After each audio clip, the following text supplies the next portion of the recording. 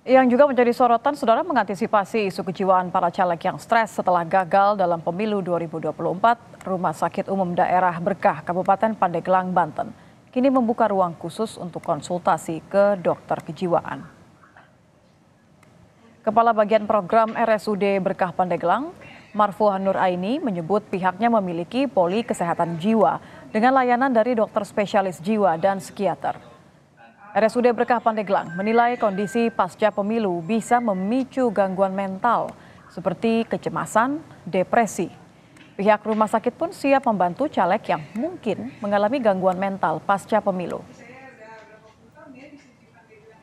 Kemudian kami juga ada ruang isolasi ya kalau memang dibutuhkan ruangan yang untuk rawat inap yang tidak bercampur dengan pasien yang lain sudah disiapkan. Kemudian kita ada dokter spesialis jiwa dan psikolog. Dan orang yang sakit gangguan jiwa yang dirujuk berarti biasanya yang sudah mengalami psikosa ya, gangguan kejiwaan yang berat yang bisa membahayakan dirinya atau membahayakan keluarga, ya, membahayakan orang lain.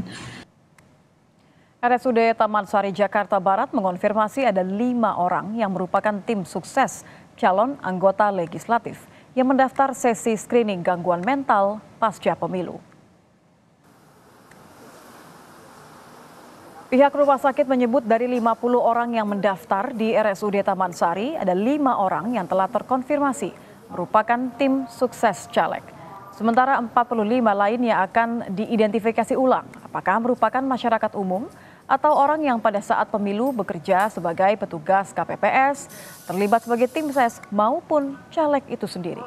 Sesi konsultasi dibuka untuk umum untuk mengantisipasi gangguan kejiwaan yang kerap muncul dipicu oleh kondisi pasca pemilu.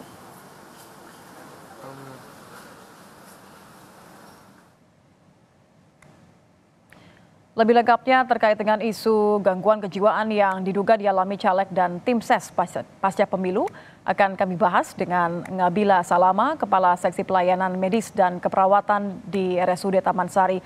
Selamat malam, Mbak Ngabila. Selamat malam Mbak Nitya dan juga rekan Kompas TV sekalian. Saya konfirmasi terlebih dahulu, apakah betul bahwa ada 5 orang yang terkonfirmasi tim ses caleg ini mereka mendaftar layanan pemeriksaan kejiwaan di RS Taman Sari? Ya benar, sampai sore ini sudah ada 57 yang mendaftar dan 5 dari tim ses caleg dan 1 dari petugas KPPS. Dan yang lainnya teridentifikasi masih merupakan masyarakat umum. Nanti saat hari H, Selasa 20 Februari, kami akan mengkonfirmasi kembali apakah memang masyarakat umum ini ada yang bagian dari KPPS maupun tim ses caleg ataupun caleg. Ini berarti pendaftaran terbuka untuk umum ya. Bagaimana kemudian bisa teridentifikasi bahwa mereka adalah tim ses caleg? Apakah memang ada kebutuhan tertentu atau kondisi tertentu yang dibuka ketika melakukan sesi screening ini? Ya, sesuai instruksi dari Kepala Dinas Kesehatan, RSUD Taman Sari merupakan rumah sakit dengan psikiater yang harus standby dan siap siaga untuk memberikan pelayanan konsultasi kejiwaan ya oleh psikiater. Dan kami berinovasi 2 hal. Yang pertama adalah membuka layanan konsultasi online melalui Zoom dengan psikiater kami. Dan yang kedua, koordinasi atau kerjasama dengan RS Suharto Herjan milik Kementerian Kesehatan RI dan juga Puskesmas membuat screening massal kejiwaan pada Selasa besok. Dan itu terbuka untuk 100 orang. Dengan menggunakan alat canggih, heart rate variability test, yang nanti masyarakat akan dites selama 3 menit, nanti hasil akan keluar apakah ada gangguan jiwa atau stres dengan level mungkin ringan, sedang atau berat atau mungkin normal seperti itu. Adakah alasan khusus mengingat sesi screening ini dilakukan pasca pemilu? Ya, benar, karena isu kesehatan mental ini pasca pandemi memang sudah naik ya, ditambah lagi dengan adanya pemilu di tahun ini tentunya juga pemilihan calon legislatif seperti tahun 2019 kita ketahui nantinya kemungkinan angka gangguan kejiwaan terutama gangguan kejiwaan ringan ini akan sangat banyak. Nah, sebagai upaya kita untuk mencegah gangguan jiwa yang lebih berat ya, nantinya akan bisa minum obat seumur hidup, tidak sembuh sempurna, kualitas hidupnya akan menurun, maka kami harus membantu masyarakat untuk mendeteksi dini dan pengobatan secara dini. Ada tidak data dari 2019 katakan saja ya, atau sepanjang 2019 hingga 2024 ini mereka yang terlibat sebagai petugas KPPS atau juga sebagai tim ses dan caleg itu sendiri yang memang terdaftar di RSUD Taman Sari mengalami gangguan kejiwaan pasca pemilu? Kami tidak ada data secara spesifik, tapi kalau melihat trennya memang dalam seminggu 2 minggu terakhir itu mulai ada kenaikan angka kunjungan rawat jalan di poli psikiater kami ya gitu. Dari yang biasa sehari mungkin sekitar 15 sampai 25, sekarang sudah di kisaran 25 sampai 34 per hari. Nah, makanya kami juga membuka layanan secara konsultasi Zoom atau online ya, agar masyarakat bisa dari rumah melakukan konsultasi walaupun kita tidak berikan obat ya, tetapi bisa menjadi penapisan awal, dan jika dirasakan perlu konsultasi secara langsung kepada dokter, kami akan meng-invite ya untuk datang ke rumah sakit kami. Seperti apa sih Mbak gejala atau keluhan yang biasanya ditemukan dari tim ses atau caleg pasca pemilu ini?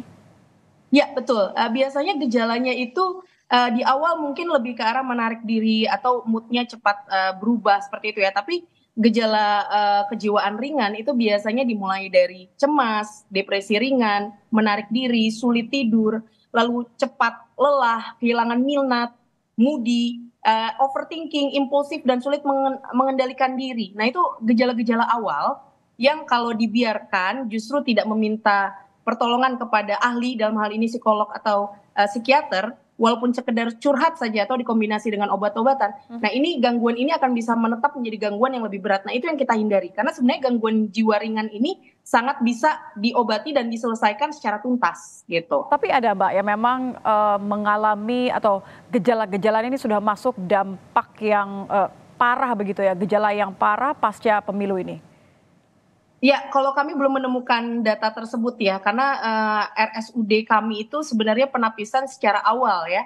Mungkin bisa melakukan rawat inap untuk kasus yang sangat terkontrol, kasus kejiwaan yang sangat terkontrol. Tapi untuk yang lebih berat atau psikotik akut yang sangat tidak stabil, dapat mengancam jiwa diri sendiri maupun orang sekitar ya, dalam psikotik akut seperti itu tentunya perlu dirujuk ke fasilitas kesehatan jiwa yang lebih tinggi, dalam hal ini mungkin RS Soeharto Herjan atau Rumah Sakit Duren Sawit seperti itu. Nah, kami belum menemukan kasus yang berat seperti itu dalam kurun waktu 1 bulan ini. Oke, berarti ini kan sesi screening untuk mengantisipasi agar mereka yang mengalami keluhan ini bisa menyadari betul jangan sampai terlambat ya. Apa yang kemudian sebaiknya diperhatikan dalam kondisi pasca pemilu seperti ini? Tadi Anda menyebutkan ada gejala-gejalanya. Apa yang harus diperhatikan? Ya, tentunya kepada masyarakat dalam melihat suatu kondisi kesehatan mental, bahwa sehat itu tidak hanya fisik tapi juga mental. Banyak gangguan fisik yang dimulai dari gangguan mental. Nah, jadi yang kita bisa lakukan adalah cegah sakit dan cegah komplikasi atau meninggal. Ketika kita bicara cegah sakit mental, yang pertama adalah kita bisa melakukan mengambil hikmah positif dari setiap peristiwa dan juga saling berempati ya, dan tentunya juga rajin beribadah seperti itu ya. Jadi kita dan melakukan aktivitas ceria yang dianjurkan oleh Kemenkes. Pertama adalah cerdas intelektual, spiritual, dan juga emosional, lalu juga empati, rajin ibadah, interaksi yang bermanfaat, dan asa-asi asuh dalam keluarga. Jadi keluarga sebagai support system itu sangat baik untuk membuat kondisi pasien menjadi tidak lebih parah gitu, dan memberikan ruang dan waktu agar pasien bisa bisa mempunyai kondisi yang lebih baik. Jadi itu adalah cara kita untuk mencegah sakit. Nah, ketika kita bicara mencegah komplikasi atau meninggal, tentunya yang utama adalah deteksi dan pengobatan dini. Itu adalah yang utama. Oke. Seperti itu. Jadi bukan hal yang tabu untuk mendapatkan layanan atau juga pertolongan untuk gangguan kesehatan jiwa. Bukan begitu ya? tabu dan bukan stigma. Betul. Baik, terima kasih sudah bergabung bersama kami, Ngabila Samalah. Terima kasih. Salama.